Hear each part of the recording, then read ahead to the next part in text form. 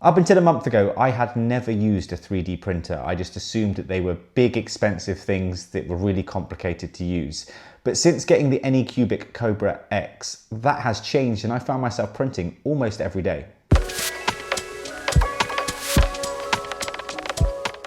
The Kobra X has been my entry into 3D printing, and in this video I want to share with you my initial experiences as a newcomer, someone completely new to 3D printing. And hopefully if you are someone in a similar position, or even if you're looking at potentially upgrading a current printer to the Kobra X, this video is helpful to you. When the printer arrived, I actually put off setting it up a few days because I just thought it was going to be a really long and strenuous process, stuff that I would have to figure out. Thankfully though, it was really straightforward. I didn't actually use the instruction manual that came with it. They have a little QR code on there that I scanned and a video plays and you just follow along with it. This was so much easier because it allowed me to actually see what was being put where. It took me about 20 minutes, half an hour to get everything set up. All the tools you need are supplied with the printer itself. And as I say, as a complete newbie, I managed to get this together, nothing too complicated at all. Once everything was set up, I turned it on and followed the steps on the screen, and it needed to do an initial calibration. And this took about 30 minutes. It essentially just moved the printer head around and was doing things that I didn't have to do anything with. It just left it to it for 30 minutes and then it beeped and said it was ready to start printing. The Kobra X is a multicolored printer and you can install 4 different filaments at once straight out of the box. Although this can be expanded up to 19 according to their website. It does look like you need to buy something for this to happen, but I've just been using the 4 different color setup. What I did find really useful, the filaments that came with the printer, and these are Anycubic's own filaments, have a little chip built into them that you tap against the printer and the printer will automatically know what color and filament type this is when you install it, which, again, as a newbie, this is really, really useful. Scan it, install it, and you're away. Installing the filaments are really straightforward. It's just a case of sliding it down the tube until you hear a little beep and the printer does the rest for you. The Kobra X features the ACE Gen 2. Now I'm not going to pretend to know all the technical details of this, but taking a quick look at their website, what this essentially means is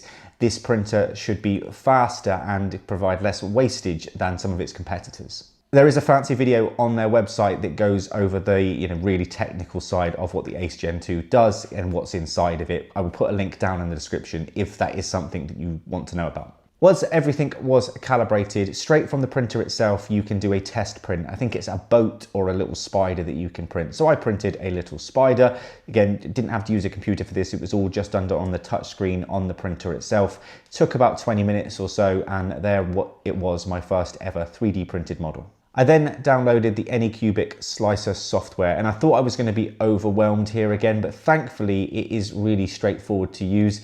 It basically has different sections across the top, different tabs. You can start off by browsing for 3D models, and this is where I started to see the appeal of having a 3D printer, being able to look at all these different models and realizing there are things that I could print that are actually going to be quite useful. Once I'd chosen the model, I was able to change the scale. You can easily change the color. So if you've downloaded a model that is using colors that you don't have, you can easily, switch it around so that different sections are printed in the filaments that you've got installed. Or you can even go into like a paintbrush section where you can actually paint parts of the model in a filament that you've got. And there seems to be quite a lot you can do here within the software. I have just been changing colors and changing scale and rotating things. I did get stuck once and had to Google how to do something. One of my models said it needed a support and I couldn't easily find where that was done. It was just a tick box that said enable support, but I did have to go on Google to find that out. And with supports, in case you've never printed anything before, basically, if you've got something that's in your model that's kind of floating, so I don't know, let's say you're doing a character and the arm is floating, it will print a support to hold that arm up while it's doing the printing. You then slice your model and click remote print. It is as easy as that. The printer makes a little beep and starts printing your model.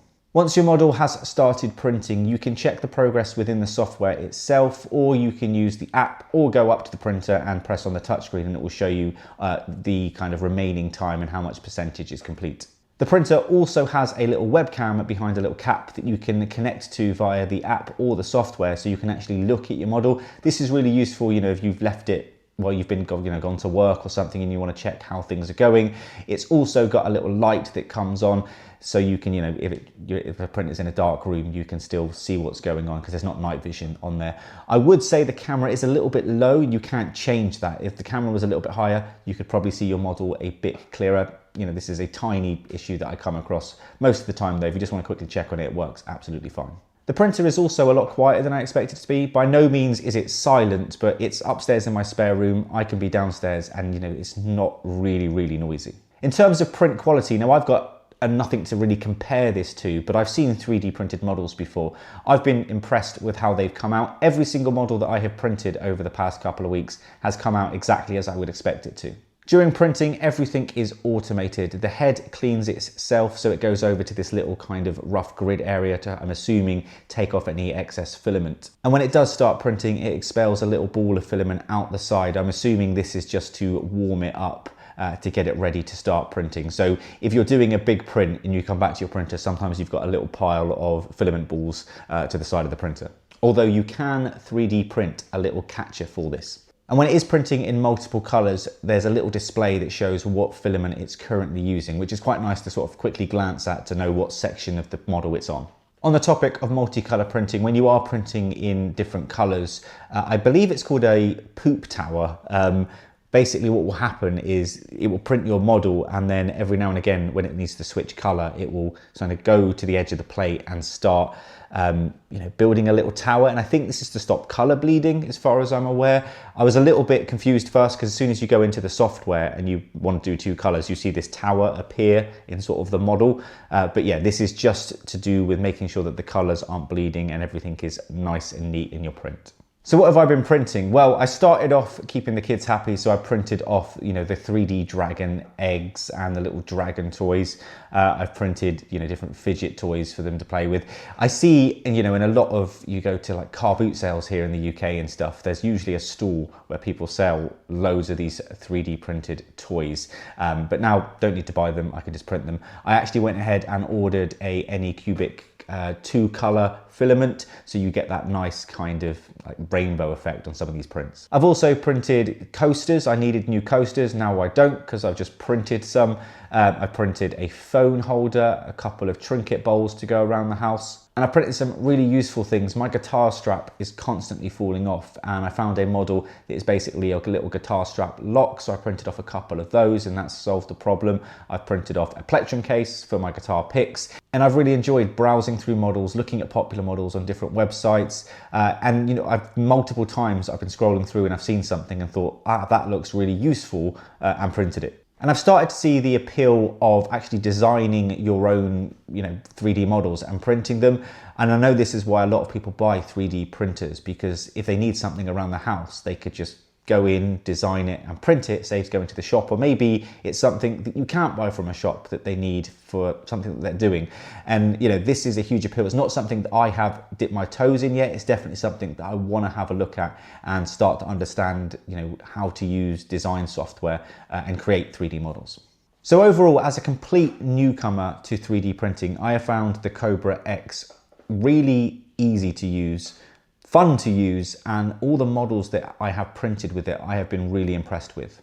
It's priced at around £280 here in the UK. I will put details down in the description. Anycubic were kind enough to send this to me with a discount code that you can use, but these are completely my own opinions, and I've really enjoyed taking a dip into 3D printing. It's not something that I thought I would talk about, and I wouldn't talk about if it was something that I haven't enjoyed doing and been impressed with. So let me know down in the comments your thoughts. Do you have a 3D printer? Do you have any models you recommend printing? And if you've got any questions, please do ask. I'm still learning at the same time, but I probably missed something that you might want to know, so I can always test it and find out and get back to you. But as always, thank you for watching, and I will catch you in the next video.